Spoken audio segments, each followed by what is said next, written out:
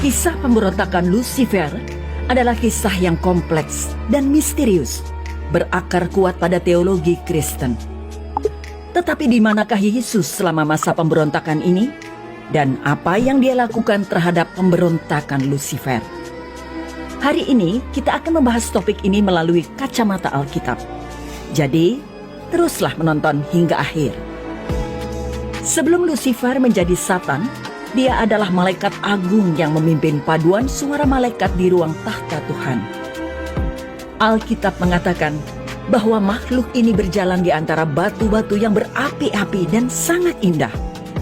Dia sempurna dalam kebijaksanaan dan dihormati di surga hingga kejatuhannya. Kitab Yehezkiel 28 menggambarkan kejatuhan Lucifer. Tuhan memerintahkan Yehezkiel untuk berbicara kepada Raja Tirus dan kata-kata yang diucapkannya ditujukan kepada raja dan tentang raja. Namun, meskipun kata-kata tersebut sepertinya tentang bagaimana Tuhan memandang manusia ini, kata-kata tersebut tidak sepenuhnya cocok untuk menggambarkan dirinya atau manusia lainnya. Namun, kata-kata tersebut sangat cocok untuk menggambarkan kuasa di balik Raja Tirus, yaitu Satan. Dalam hermeneutika Ibrani, ini dikenal dengan istilah remes, yaitu level penafsiran terhadap teks suci menggunakan petunjuk alegoris atau melalui kiasan. Yehezkiel memulai dengan ratapan mengenai Pangeran Tirus. Namun memasuki ayat 12, dia disuruh meratapi Raja Tirus yang tidak dikenal. Deskripsi kemudian mengungkapkan bahwa raja ini mengacu pada Satan.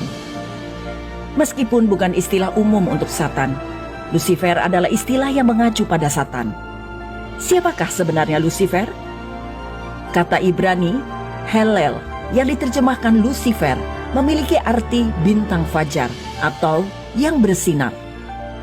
Yehezkiel menggambarkan Lucifer dengan berkata, "Kamu dahulunya meterai kesempurnaan, penuh kebijaksanaan dan sempurna dalam keindahan." Ayat 12. Ayat 13 dengan jelas mencatat identitas Lucifer. Kamu ada di Eden, taman Allah. Ayat 14 menambahkan, kamu adalah kerub penjaga yang diurapi. Hal ini menunjukkan bahwa Lucifer adalah pemimpin utama malaikat, mungkin malaikat tertinggi sebelum kejatuhannya. Ayat 15 menjelaskan, kamu tidak bercacat dalam segala jalanmu sejak hari kamu diciptakan, hingga kesalahan ditemukan di dalammu. Ayat 16 menambahkan bahwa Satan jatuh ke dalam dosa. Ayat 17 memberitahu kita bahwa dosanya disebabkan oleh kesombongan karena keindahannya. Allah berfirman, ke bumi kau kulempar. Ayat 17. Penghakiman Satan di masa depan dicatat di ayat 19. Akhir hidupmu mendahsyatkan dan lenyap selamanya engkau. Di sini kita mempunyai jawaban mengenai bagaimana dosa muncul dalam ciptaan. Diciptakan sebagai makhluk bebas, Lucifer memiliki kemampuan untuk memilih tindakannya. Ternyata, karena kecantikan dan kemegahannya, ia memilih memberontak terhadap Tuhan. Dosanya adalah perbuatan yang disebabkan oleh dirinya sendiri, yang menyebabkan dia kehilangan kedudukan, tempat, dan harta bendanya. Nabi Yesaya memberikan rincian lebih lanjut mengenai aspirasi Satan. Wah, engkau sudah jatuh dari langit. Hai bintang timur, putra fajar. Engkau sudah dipecahkan dan jatuh ke bumi. Hai yang mengalahkan bangsa-bangsa. Engkau yang tadinya berkata dalam hatimu, aku hendak naik ke langit. Aku hendak mendirikan tahtaku mengatasi bintang-bintang Allah. Dan aku hendak duduk di atas bukit pertemuan, jauh di sebelah utara. Aku hendak naik mengatasi ketinggian awan-awan, hendak menyamai yang maha tinggi. Yesaya 14 ayat 12 hingga 14. Keinginan Satan untuk naik mengatasi ketinggian awan-awan berarti ia ingin merebut kemuliaan Allah, pemilik langit dan bumi. Allah kadang-kadang digambarkan dalam kitab suci datang dalam awan-awan.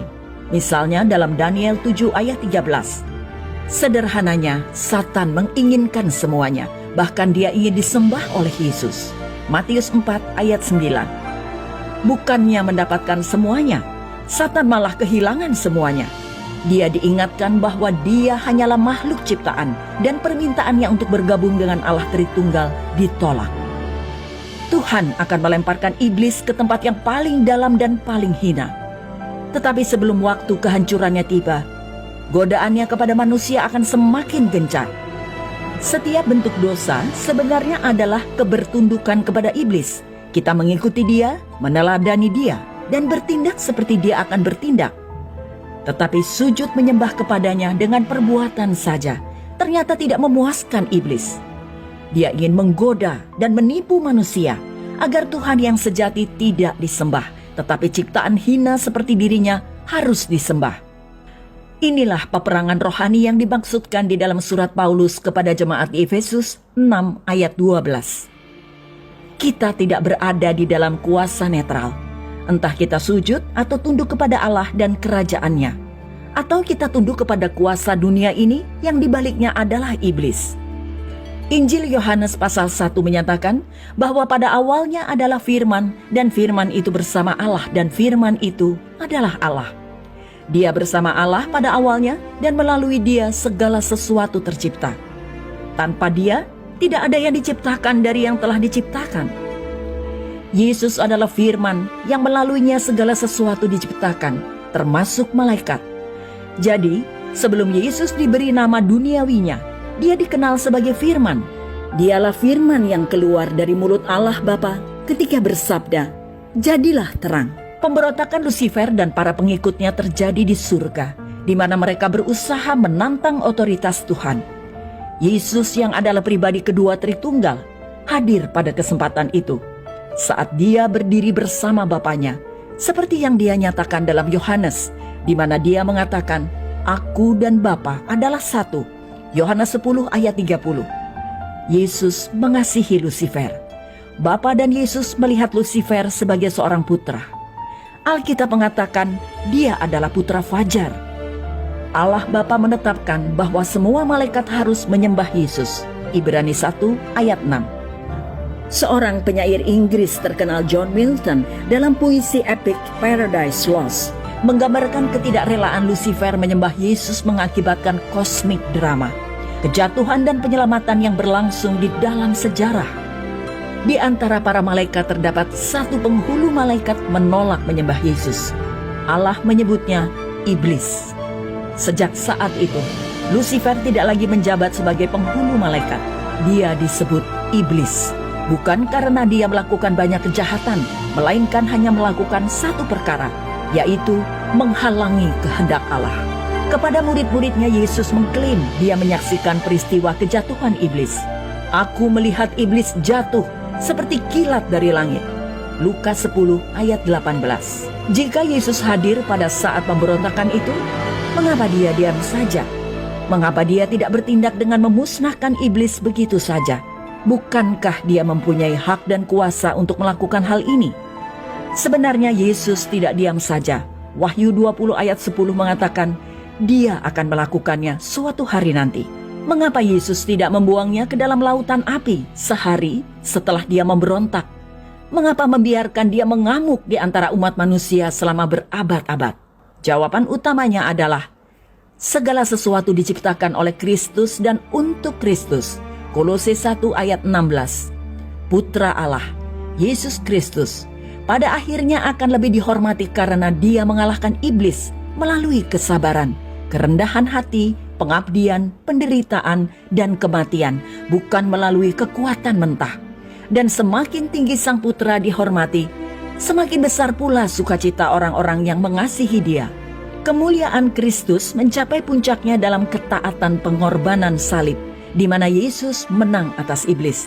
Kolose 2 ayat 15. Pada saat-saat terakhirnya, Yesus berkata, "Sekarang anak manusia dipermuliakan, dan Allah dipermuliakan di dalam dia." Yohanes 13 ayat 31. Paulus berkata, "Kami memberitakan Kristus yang disalibkan untuk mereka yang dipanggil."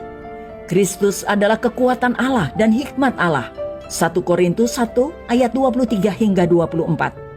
Yesus berkata kepada Paulus tentang duri iblis di dalam daging Paulus, "Cukuplah kasih karuniaku bagimu, sebab justru dalam kelemahanlah kuasaku menjadi sempurna."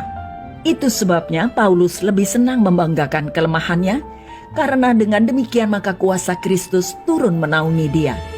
pada akhirnya, setan dan segala penderitaan yang ditimbulkannya berfungsi untuk memperbesar kuasa, kebijaksanaan, kasih, rahmat, belas kasihan, kesabaran, dan murka Yesus Kristus. Kita tidak akan mengenal Yesus dalam kepenuhan kemuliaannya jika Dia tidak mengalahkan iblis dan setan dengan cara yang Dia lakukan. Firman Tuhan mengatakan bahwa hari pemulihan penuh akan tiba. Kutukan yang menimpa umat manusia dan bumi itu sendiri akan terhapuskan. Maka tidak akan ada lagi laknat. Tahta Allah dan tahta anak domba akan ada di dalamnya, dan hamba-hambanya akan beribadah kepadanya, dan mereka akan melihat wajahnya, dan namanya akan tertulis di dahi mereka.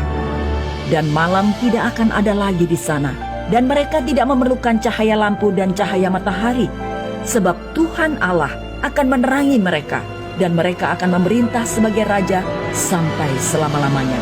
Wahyu 22 ayat 3 hingga 5. Iblis suatu hari nanti akan ditempatkan selamanya di lautan api. Begitu pula semua pengikutnya. Dan setiap orang yang tidak ditemukan namanya tertulis di dalam kitab kehidupan itu, ia dilemparkan ke dalam lautan api itu. Wahyu 20 ayat 15. Taruhlah iman dan kepercayaan Anda kepada Yesus Kristus, sehingga Anda dapat terhindar dari tipu daya iblis dan lolos dari nasibnya.